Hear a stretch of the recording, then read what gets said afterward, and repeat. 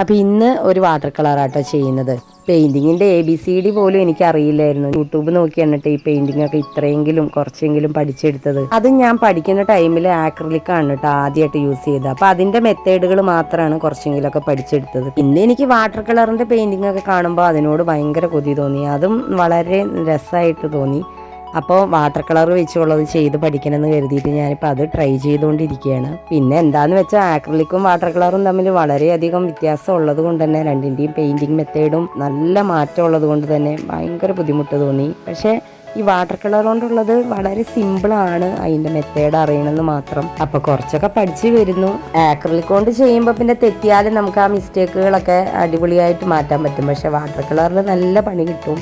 അപ്പോൾ അങ്ങനെയുള്ള മിസ്റ്റേക്കുകളൊക്കെ ഇതിലും ഉണ്ട്. എന്നാലും ഇഷ്ടമായ ലൈക്കും സബ്സ്ക്രൈബും ചെയ്ത് സപ്പോർട്ട് ചെയ്യണം. അപ്പം മറ്റൊരു വീഡിയോ ആയിട്ട് വീണ്ടും വരാം. Okay, bye bye, see U.